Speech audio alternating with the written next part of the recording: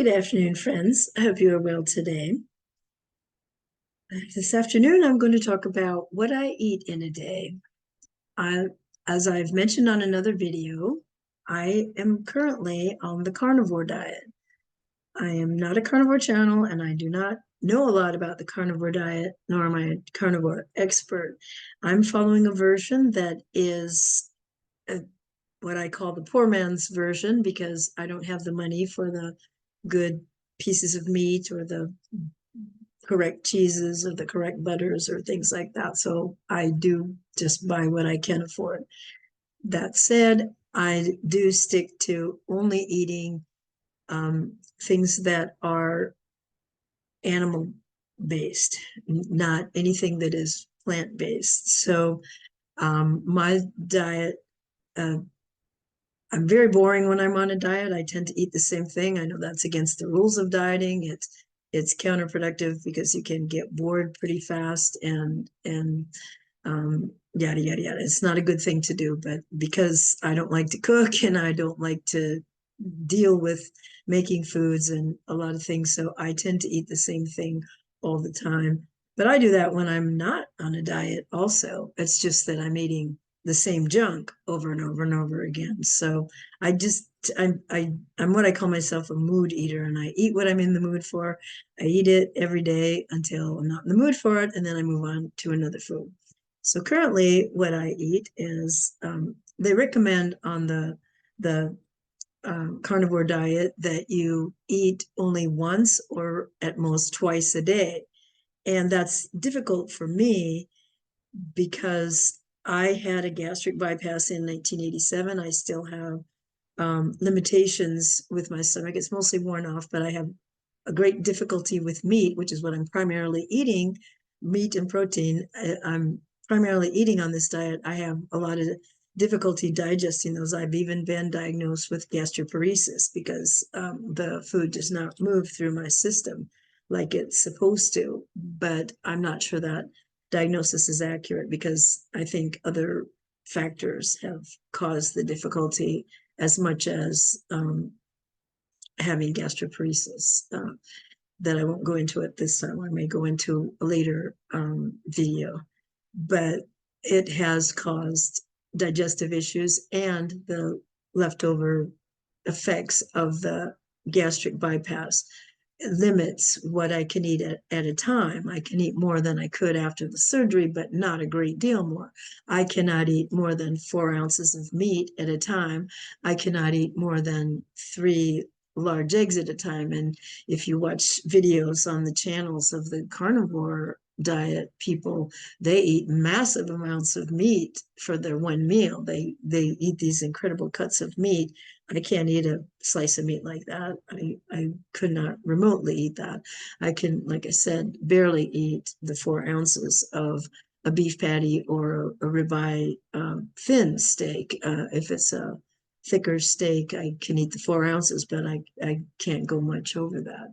So what I do is I have what I call breakfast or brunch. I try to wait it out until, because they say you should try to do intermittent fasting or as much fasting as you can. I'm not a very good faster. I do like to eat. I love to eat. So it's even without having the cravings, because you don't suffer a lot of physical cravings because you're not putting sugar and carbohydrates and garbage in your system. So you're not causing yourself to physically crave them. Um, you still want to eat things, that you have your whole life that look delicious or sound delicious, even though for me they'll make me sick if I eat them. So I do eat. The first meal I eat is usually 3 scrambled eggs with, I put cheese on everything because that adds flavor and it adds calories and fat, because I do have to work to get enough calories if I'm only eating carnivore foods. Because with I have the 3 large eggs, and I have the cheese that I add, and I have the butter that I add, and I get that meal up to 580 calories. And then my second meal, I eat 2 little beef patties that come to about 3 some ounces total.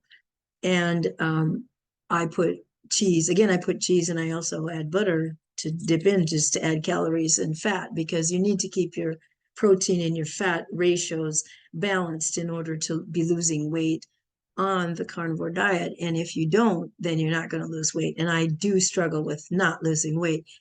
And that's my second meal. Or, like I said, on the poor man's version, once a week, I buy ribeye thins. And so I get 2 nights, I get a piece of ribeye in thin instead of the beef patties. And so I have those as my treat night or my alternate. And those, again, are usually between 4 and 5 ounces. If they're the thins, I can go as high as 5 ounces. But if it's a regular, thicker version, if they don't have them in stock, the thin ones, then it can't go over 4 ounces or it gets stuck, and I have to do things to get it out, kind of thing. It causes some severe problems and stuff. So for me, that puts me between 1,300 and 1,400 calories a day. And that's mostly basically what I'm eating. I was adding bacon. I do bacon here and there for a treat, but I haven't for a while because I'm trying to stick to the 2 meals. I did have bacon as a third meal at one point, but it is easier for me to stick to the 2 meals. So I've been doing that for a while now. I can't say it's helping me to lose any weight. I don't know if I have my fat to protein ratios off or what I'm doing wrong exactly, but I'm not losing much, if any, weight. And the majority of the weight I have lost was at the beginning of the diet, but I am getting other benefits that's keeping me on it. And I guess you could say losing slowly is better than none at all. But it does get frustrating not losing when you're eating less than 1,400 calories and you're not losing weight. That is annoying, but my body could be fighting because it thinks it's starving, or I could have my fat to protein ratios off. I'm not sure which, but that's what I eat, and I enjoy it. I love the cheese. I love the butter. I love what I'm eating. Actually, it's just not pumpkin pie and donuts, but can't have those. So uh, that would cause even more problems than I care to have anymore. So I've had to set my priorities. But I am enjoying what I'm eating. I enjoy the ribeyes a lot. I enjoy even just the beef patties with the cheese. I just, without having sugar and proteins and garbage in your system, you start tasting things better and stuff. So that's enjoyable, to be able to eat stuff and have it taste better than it used to and stuff like that. So that's it for that subject today. I hope you're having a wonderful day, and I'll talk to you next time. Thank you so much.